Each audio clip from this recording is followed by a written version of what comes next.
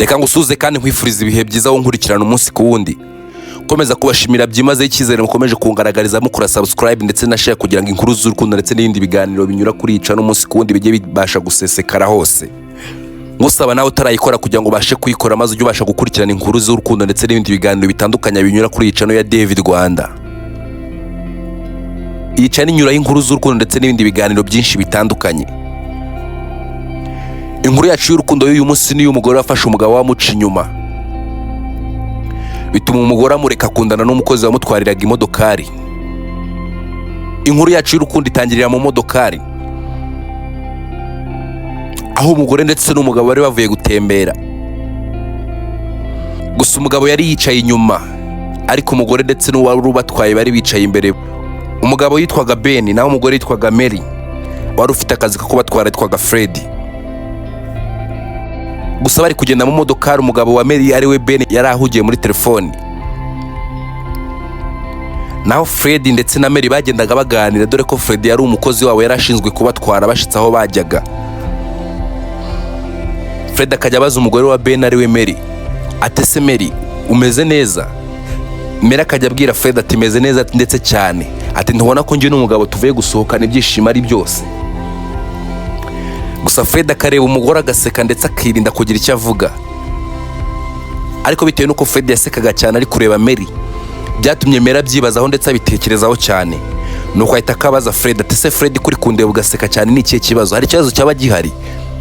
Ati nta kibazo gihari rwose Mary, ahubwo nuko ndi kubona kuntu wishimye cyane bitangaje. Nuko Mary ahita akabwira Fred ati nabuzwa n'iki kwishima mu gihe njye n'umugabo wanjye urukundo ari rwose kandi tumeranye neza.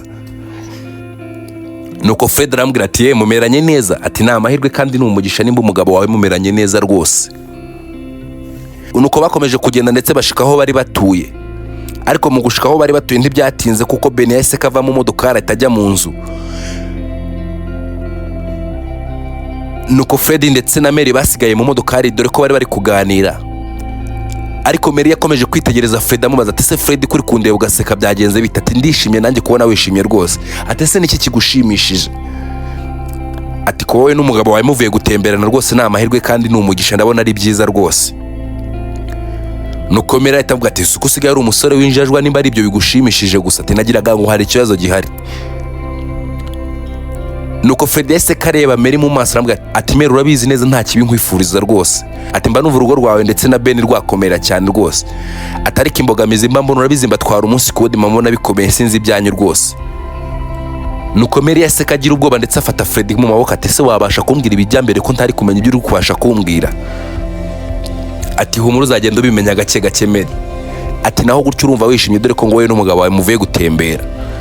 Nuko Mary yahise karekura Fred dore ko yari yamufashe mu kuboko agira ngo wenda yamubwira ibyo bintu ari kubasha kumuhisha by'umugabo wiwe Ben. Fred yahise kabwira Mary ati ndumva twashitse ubu wava mu modoka ukajya gusanga umugabo wawe dore karushye mu koga mukaryamana, nanjye ngakata ngasubirayo nkajya kubaho ntuye rwose dore buranakeye.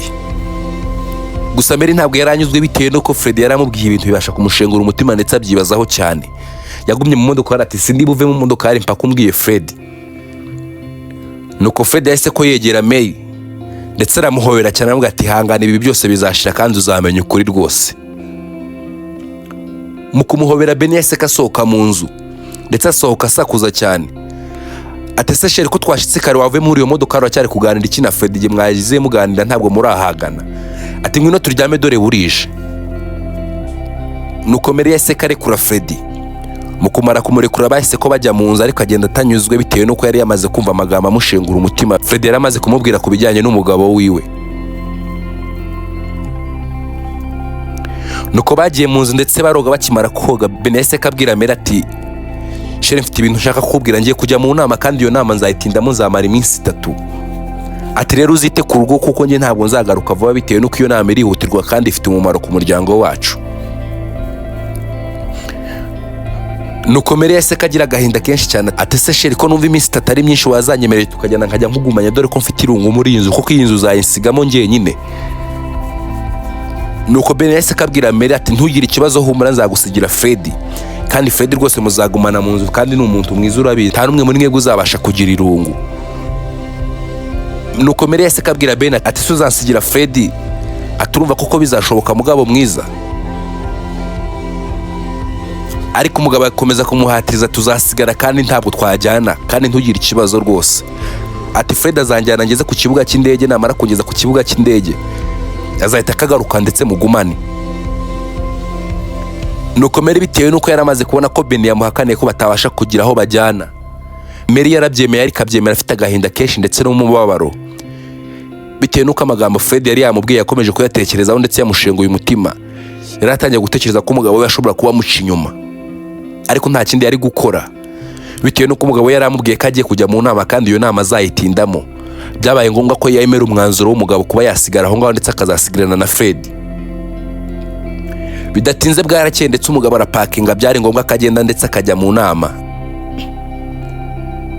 ariko Mary nta kindi yagombaga gukora, nawe yaramufashije ndetse amutwaza ibikapu bagera ku modokari.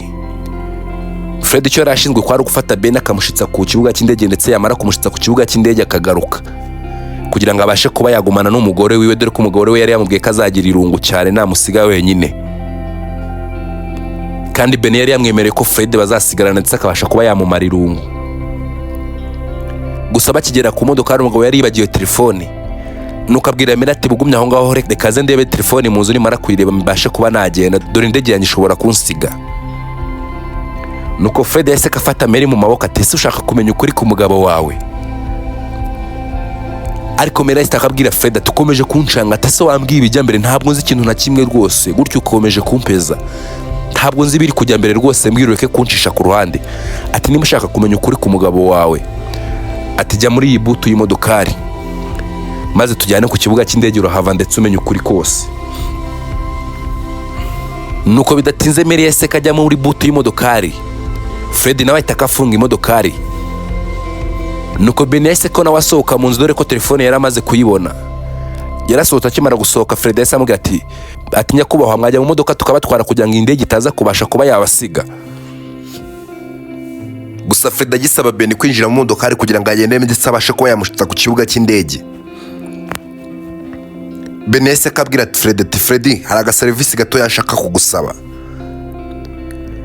Gusa birumvikana ntabwo Fred yari kubihakana bitewe nuko yari boss we kandi yari yaramuhaye akazi.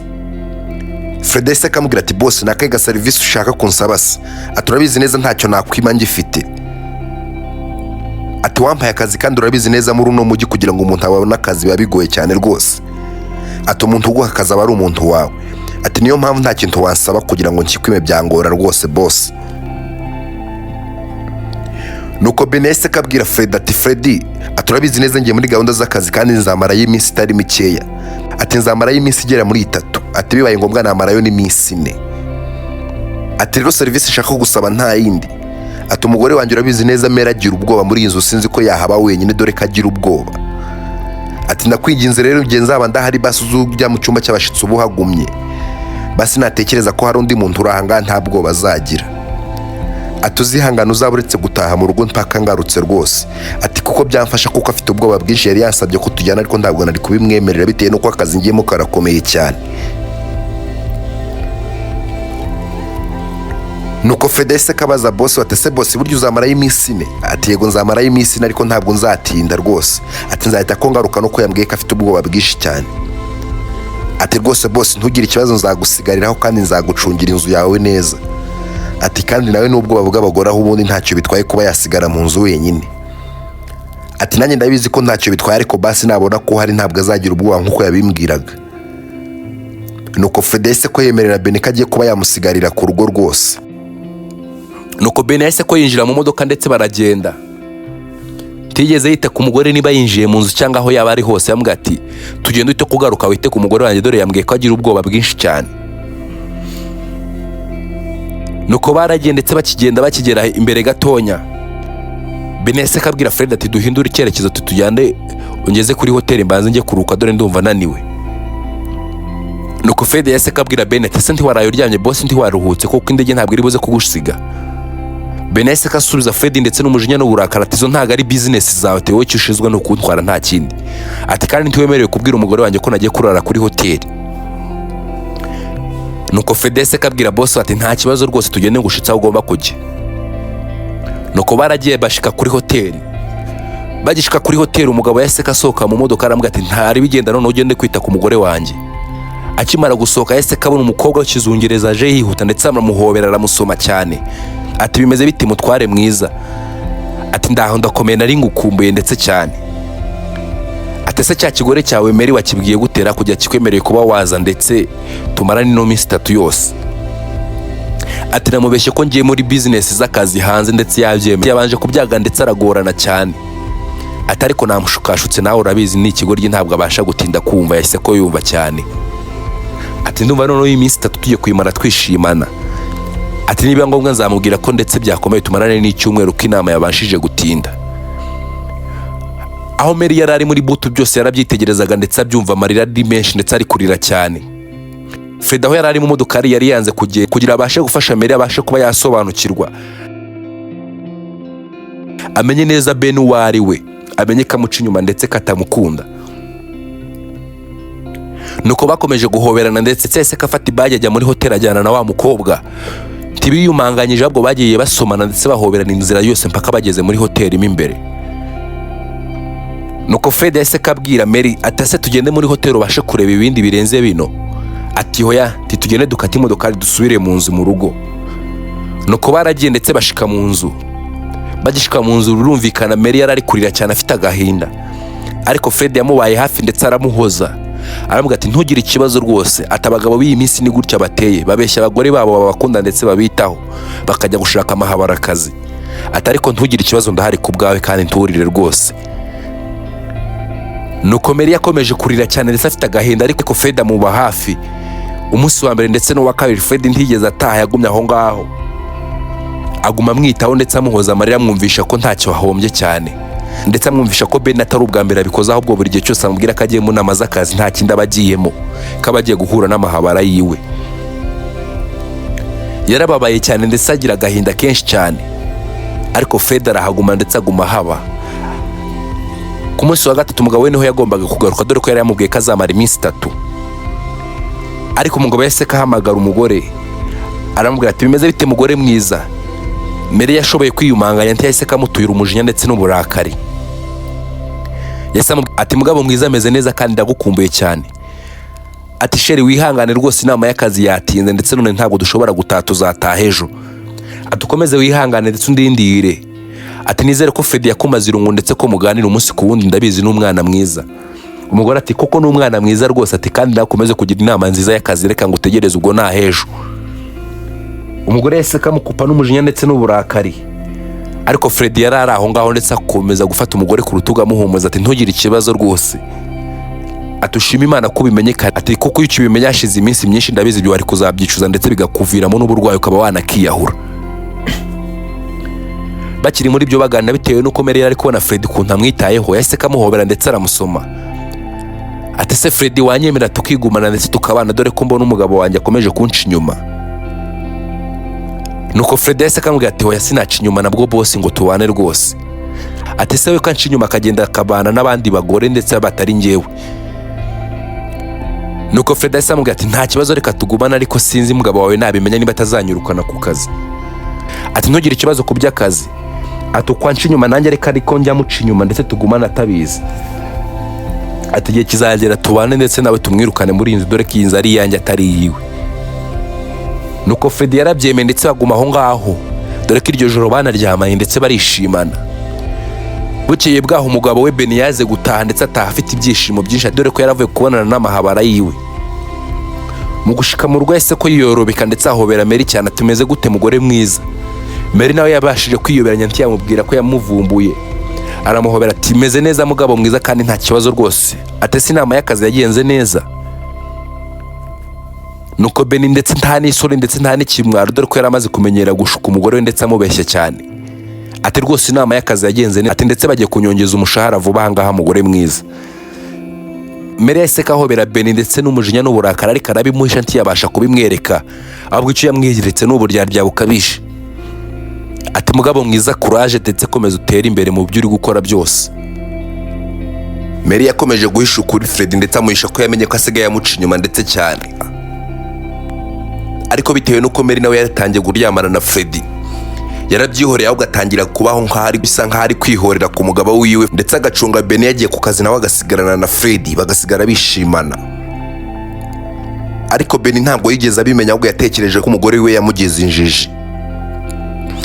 Akajya aguma nawe ajya mu kazi akaryamana n'amahabara yiwe ndetse bakishimana, yarangiza akagaruka mu rugo rwiwe yibwira ko yahamije Mary ko atabimenye ndetse ko atamuvumbuye. Tamenye ko Mary yamaze kuba umugore wa Freddy, ko basigaye baryamana igihe cyose adahari. Byakomeje gutyo ndetse bimara igihe kirekire, ariko Freddy umutima atangiye kumucira urubanza ndetse abaza Mary ati ese Mary ko dusigaye turyamana buri munsi umugabo wawe yamvumiye kuko nzabigira gute, aho ntazanyirukana ndetse nkabasha kuba nabura akazi kanjye. Ariko Mary yahise asubiza Freddy ati ntugire ikibazo rwose, ndabizi neza Beni ntago azigera tuvumbura, ndetse nanatuvumbura njye nawe tuzabana kuko ndakeka dukundana. Ati kereka nimba nawe utankunda umeze nka Beni, ari ukunyicira ubuzima gusa warangiza ukansiga. Nuko Freddy yahise afata Mary ukuboko arangije amureba mu maso ati ndakubwiza ukuri ntabwo njye nakora nk'ibyo umugabo wawe Beni agukora rwose. Atabwo njye ndakubwiza ukuri narabangamiye, ahubwo numva twaratinze kwibarinda tureke kuguma twihisha umugabo wawe. Nuko Mary aramubwira ati ntugire ikibazo igihe nikigera ndetse n'isaha tuzamubwira ko dukundana ndetse tubashe kuba twatandukana nawe twibanira ubuziraherezo. Freddy aramubwira ati ariko tugire vuba kuko ibimaze kubirambirwa guhora nihisha mwiyoberanyaho igihe cyose mutwaye rwose simbizi.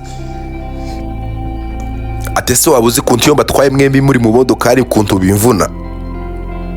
Ati biramvuna kuko mbura uko mbihisha bitewe nuko njye natangiye kugukunda cyane rwose, amarangamutima kuyakontorora bitangiye kungora ndetse no kunanira. Nuko Mary afata Freddy ku rutugu ati tuza gerageza ubikontorore rwose, ati kuko utabikontorore byadupfana byose, gahunda dufite zadupfana. Nuko aho bari kuganirira bahise ko bajya mu cyumba bajya kwishimishanya, dore ko bari baramaze kubigira akamenyero bitewe nuko na Beni nawe atari yoroshye aho yarari. Uko umugore yamucaga inyuma ndetse nawe niko yamucaga inyuma. Urugo rwabo rwose bacanaga inyuma, nta numwe wizeraga undi. Ariko byose ni Beni wari warabitangiye ndetse nawe wari warigishije Mary imico mibi yo kuba yamuca inyuma nawe.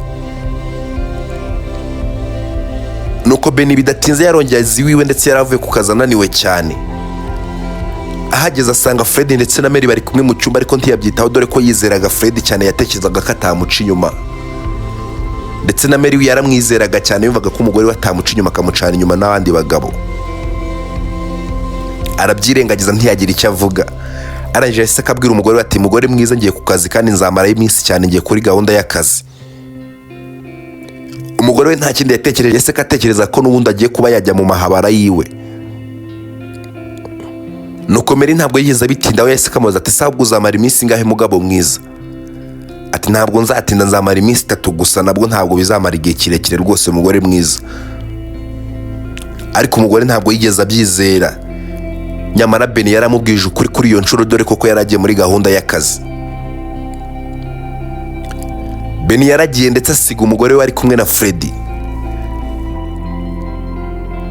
Nuko Freddy yahise ko yisanzura mu rugo rwa Beni dore ko noneho Beni atarahari kugira ngo abashe kuba yamubangamira. Nta kindi bakoze, bahise ko bajya mu cyumba bakomeza barishimisha. Ariko Beni aho yaragiye mu modokari yibagiye telefoni yiwe, yahise kagaruka mu nzu. Mu kugaruka mu nzu nta kindi yasanze Freddy ndetse n'umugore we bari mu bintu bidakwiriye rwose. Nuko yahise katungurwa ndetse bitewe nuko yarabonye ibintu bidasanzwe, dore ko yatekerezaga ko umugore we atamuca inyuma ndetse na Freddy yaramwizeraga cyane. Yahise kareba Freddy ati Freddy koko nawe ibi bintu wabinkorera wanca inyuma koko imbere y'umugore wanjye? Ati koko Freddy nawe ibi bintu wabinkorera kuko wanca inyuma n'ukuntu nkwizera? Nuko Freddy yabuze icyo avuga ndetse akorwa n'isoni n'ikimwaro. Ariko umugore we ntabwo yigeze agira isoni, ahubwo yabwiye Freddy ati Freddy kubera icyo ugize isoni ndetse n'ubwoba? Umugabo nta kindi yahise kuva mu rushya kubita umugore we wakubita Mary. Ati nta n'isoni uri kumureba wishimye useka, nta n'isoni ufite ndetse we nta kimwaro ufite rwose. Ati kunshi inyuma urabona bishimishije rwose Mary.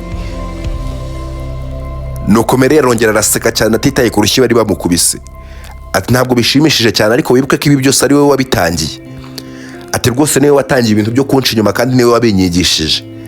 Ati rero ndumva ntagakwiye kugira isoni ndetse n'ikimwaro. Ati kuko nanjye ibi byose ntabwo nari mbizi rwose, sinaninze uburyo naca inyuma mu mugabo wanjye. Ariko nkimara kumenya neza ko iyo ugiye ku kazi nta kindi uba ugiyemo ahubwo uba ugiye kunshi inyuma. ati nanjye nahise ko mbyiga rwose, nanjye niga kuba naguca inyuma. Nuko Beni yagize agahinda ndetse n'umujinya mwinshi cyane, ariko mu kugira agahinda n'umujinya mwinshi cyane yirengagije kuko nawe yamucaga inyuma. Nuko Mary yase kambwira atabwo nari narabuze uburyo mbikubwira Imana kimwe kuje ukamfatira mu cyuho. Ati njye nawe ndashaka ko dutandukana ndetse nkigumanira na Freddy. Ati kuko wanci inyuma kenshi ntiwigeze unambwiza ukuri habe na gatoya. Atabwo sinzi nimba we warigeze unkunda. Nuko Beni yaratunguwe cyane bitewe n'igitekerezo umugore we yarazanye cyo kuba bakora divorce kugira ngo bashwane. Ati se kunci inyuma bitsobanuye ko twanatandukana tugatandukana burundu rwose. Nuko Mary ahita afata Freddy ku rutugu ati uyu nguyu niwe mugabo wanjye rwose Beni. Ati wikwirirwa wirushye.